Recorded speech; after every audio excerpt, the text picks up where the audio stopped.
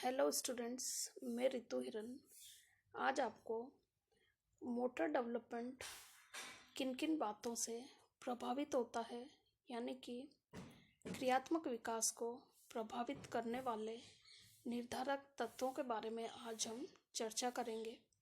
पिछली क्लासेस में हमने विभिन्न तरह की हैंड स्किल्स और लेग स्किल्स के बारे में पढ़ा था। कई सारे कारक हैं जो बालक के क्रियात्मक विकास को महत्वपूर्ण ढंग से प्रभावित करते हैं। पहला है दुर्बल शारीरिक अवस्था यानी कि पुअर फिजिकल कंडीशन।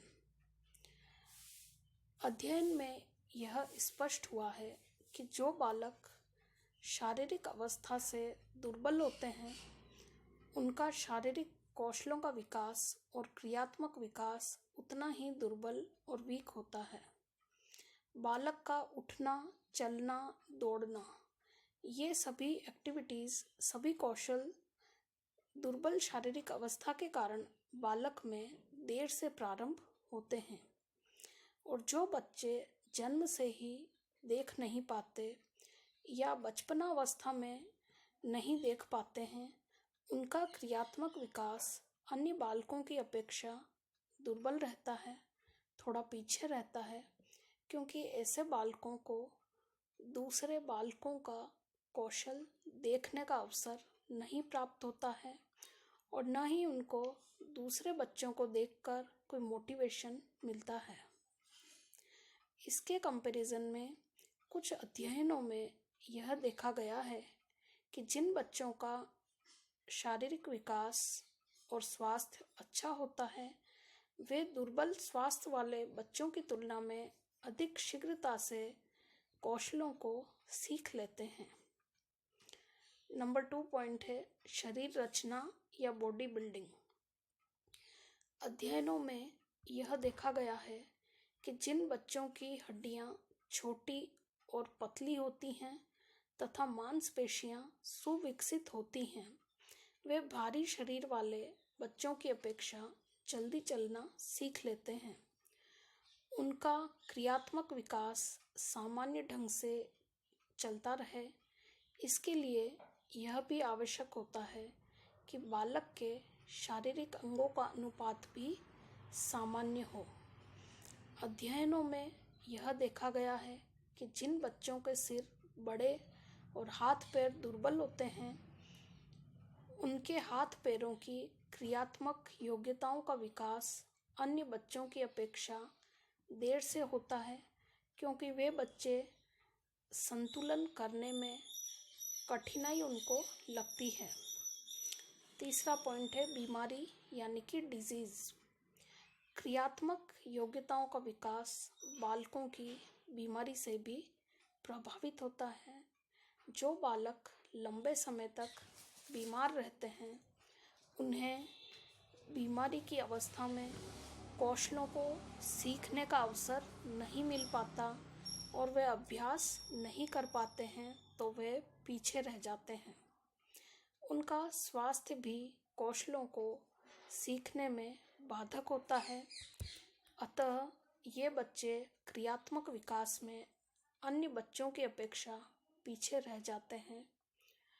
और जिस उम्र पे इन बालकों में क्रियात्मक विकास प्रारंभ होना चाहिए उससे विलंब से यानी कि देर से प्रारंभ होता है। चौथा पॉइंट है आहार यानी कि न्यूट्रिशन, भोजन। क्रियात्मक योग्यताओं के विकास के लिए यह भी आवश्यक है कि बालक को उचित मात्रा में सही समय पर और पौष्टिक भोजन प्राप्त होता रहे। जब बालकों के भोजन में आवश्यक तत्व होंगे तो बालक का स्वास्थ्य अच्छा रहता है, मांसपेशियां अच्छी तरह से विकसित होती हैं और बालकों में क्रियात्मक विकास अच्छा होने की संभावना रहती है।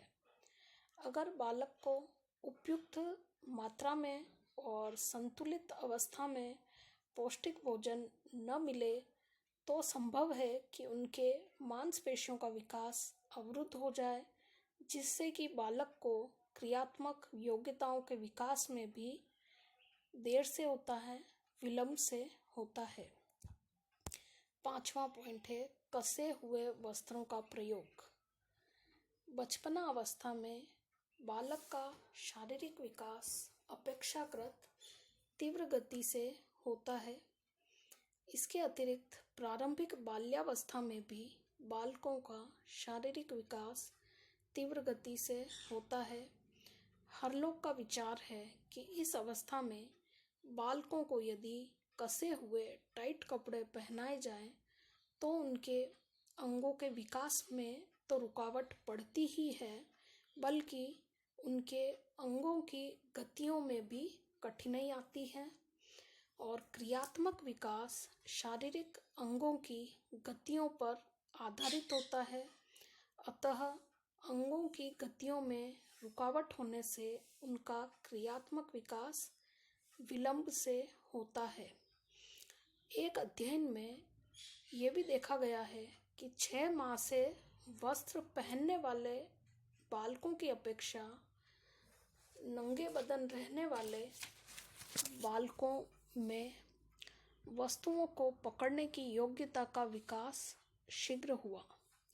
अतः माता पिता को चाहिए कि वे अपने बालकों को सरल और ढीले ढाले कपड़े पहनाएं ताकि उनके अंगों का विकास और गतियों में कोई रुकावट न हो।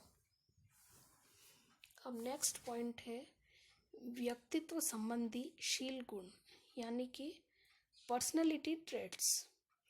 अध्ययनों में यह देखा गया है कि क्रियात्मक क्षमताओं का विकास बालकों के व्यक्तित्व के शील गुणों से भी प्रभावित होता है। उदाहरण के लिए, जिन बालकों में लज्जा, कायरता और निर्भरता होती है, वे बच्चे चुप बैठने वाली प्रवृत्ति के होते हैं।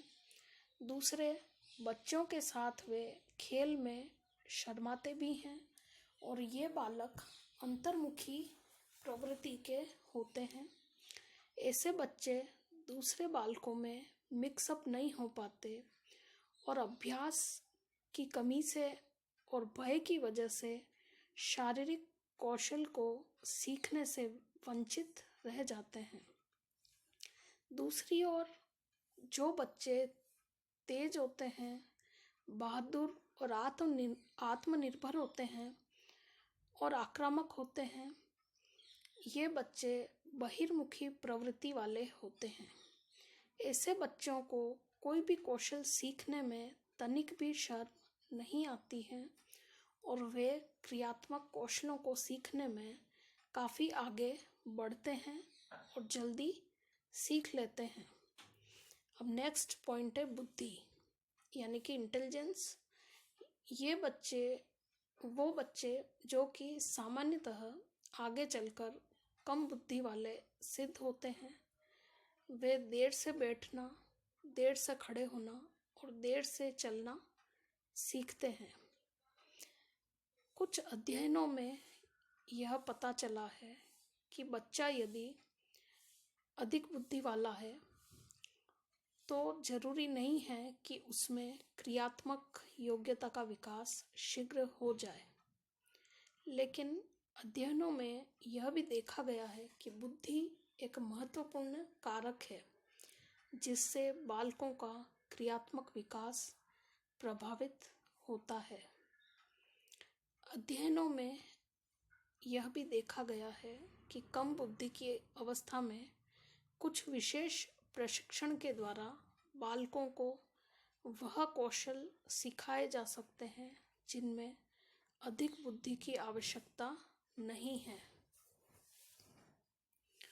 नेक्स्ट, भय यानी कि डर, तैरना, पेड़ पर चढ़ना आदि कुछ ऐसे कौशल हैं जिनको सीखने में बच्चे डरते हैं और डर के कारण जब बच्चे उस कौशल का अभ्यास नहीं करेंगे तो वे उस कौशल को सीखने से वंचित रह जाते हैं। उन्हें चोट लगने का भय होता है या उनके मन में ये भय होता है कि कौशल सीखना एक जोखिम का काम है, जैसे कि कूदना या बाईसाइकिल चलाने में भी कई बच्चे जब डरते हैं चोट लगने से तो वे उस कौशल को नहीं सीख पाते। नेक्स्ट पॉइंट है मांसपेशीय नियंत्रण के विकास के अवसर का अभाव। कई आधुनिक घरों में यह देखा गया है कि माता पिता अपने बच्चों को हर समय गोद में रखते हैं, वह उन्हें जमीन पर नहीं उतारते। ऐसी अवस्था में बच्चों को जमीन पर खिसकना, बैठना और रेंगने का अवसर प्राप्त नहीं होता है।